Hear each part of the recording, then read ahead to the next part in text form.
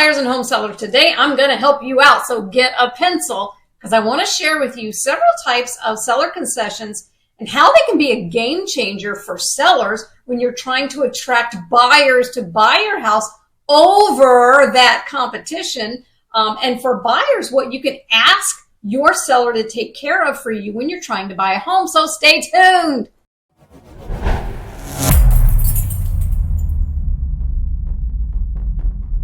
Hi neighbors, Catherine Newman here, and a few weeks ago I shared this video here explaining seller concessions, and of course, is it right for you in your particular market? So make sure that you watch that video.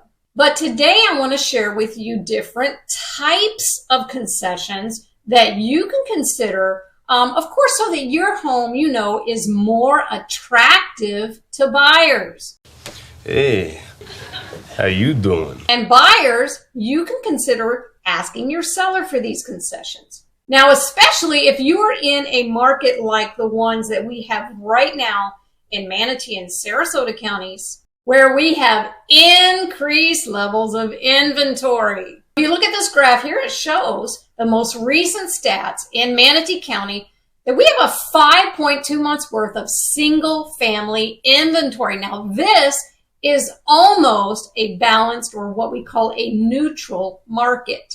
And in Manatee County, 8.2 months worth of condos, which is a solid buyer's market. Now, if we look at this graph here of Sarasota County, they have 7 months of single family inventory, and get this, 9.6 months worth of condo inventory, which means Sarasota County is in a definite buyer's market right now. So if you're a buyer and you want a great deal on a house or a condo in either of these markets, Manatee or Sarasota County, now is a great time to grab a great deal.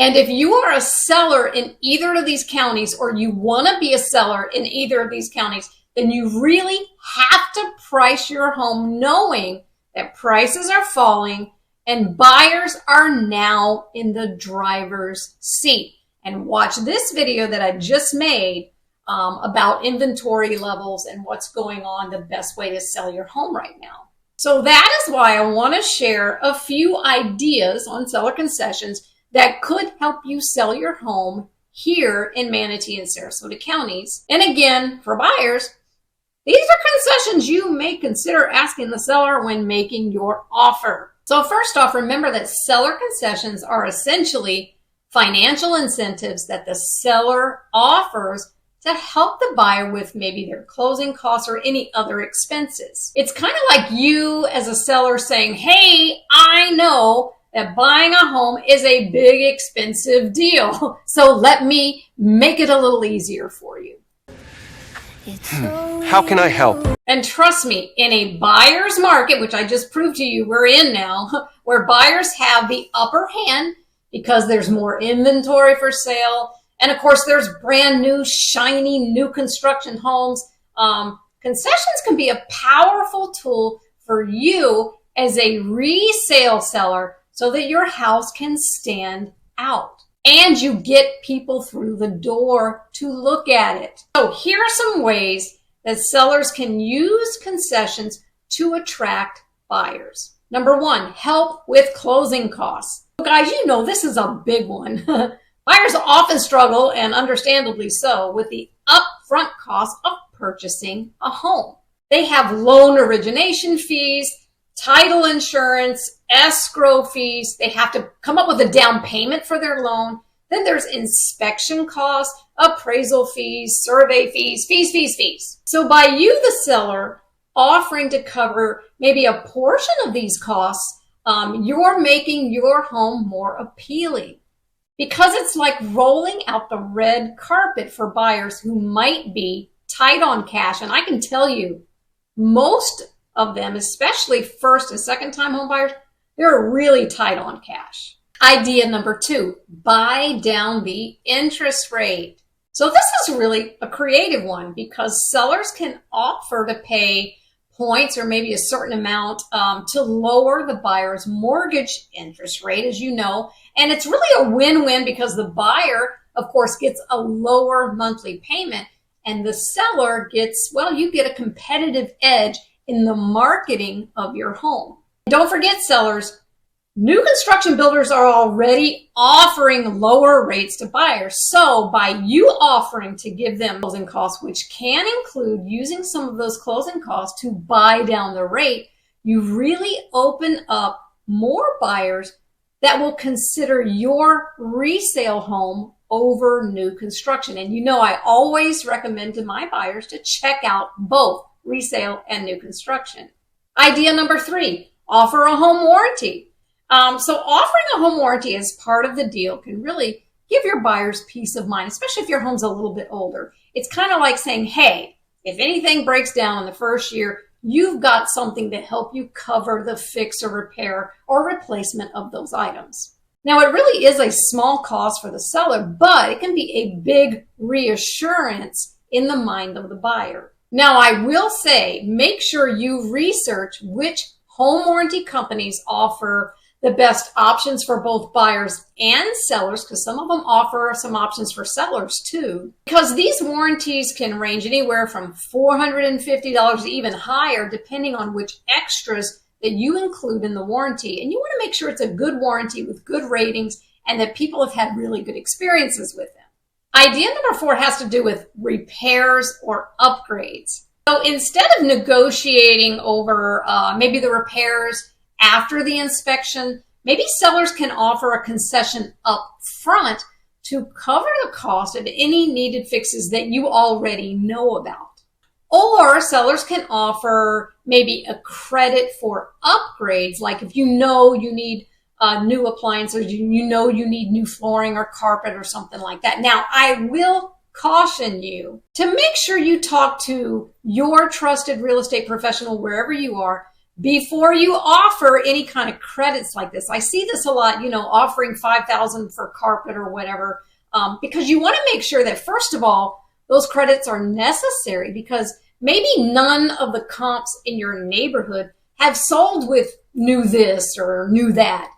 So they may not be necessary. Or maybe it's better to take care of some of those repairs or upgrades before you even list the house for sale. Now, again, remember, there are tons of new construction homes here in our markets in Florida.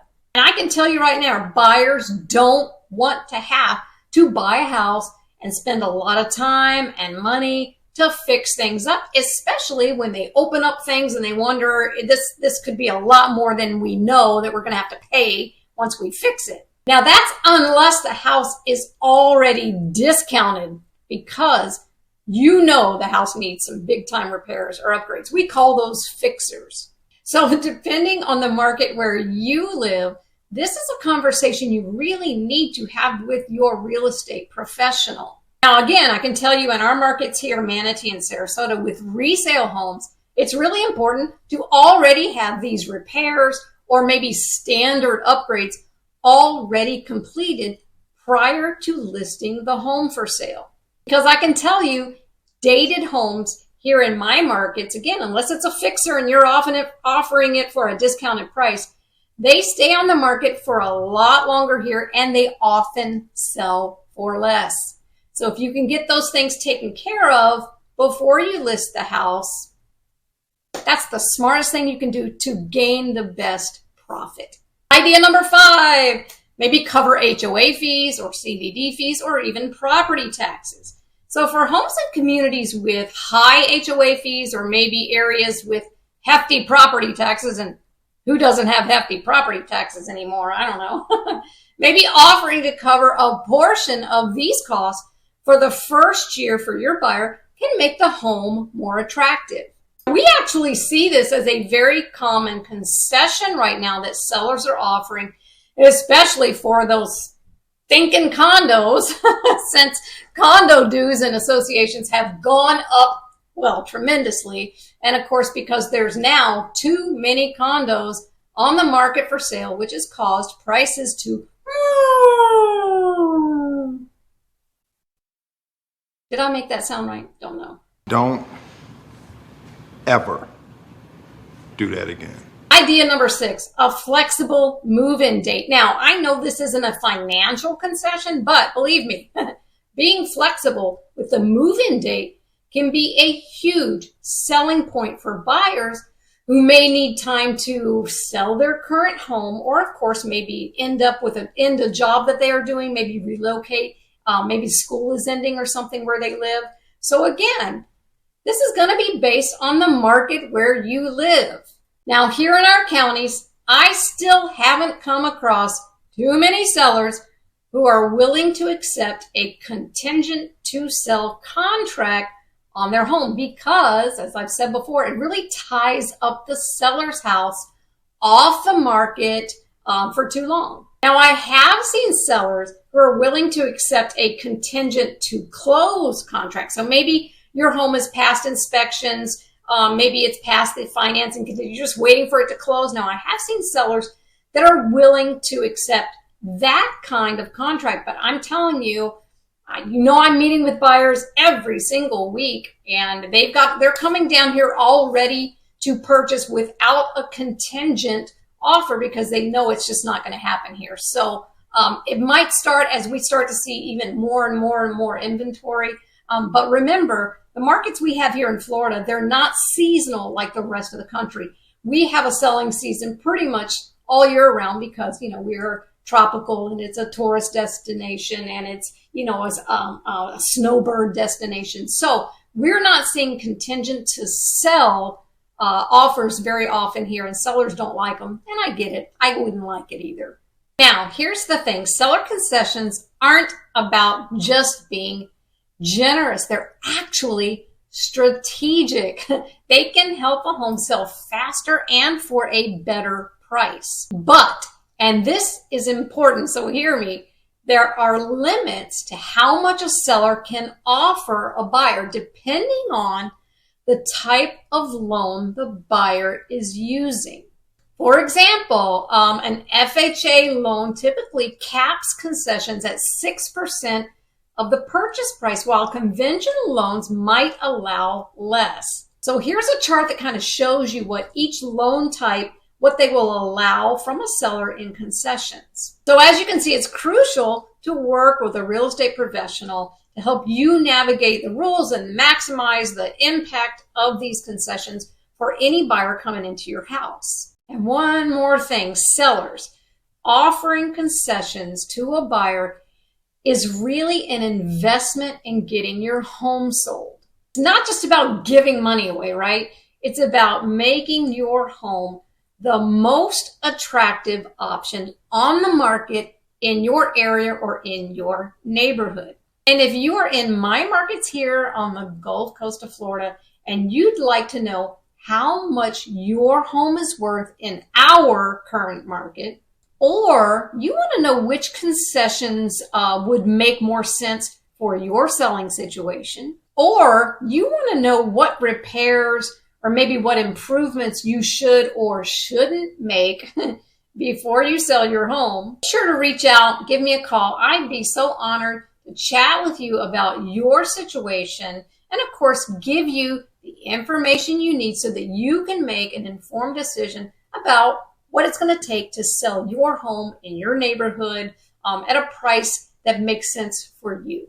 And don't forget to subscribe to this channel so that you're always alerted every time a new video is available. I'm Catherine Newman. Thanks so much for tuning in. I will see you next time.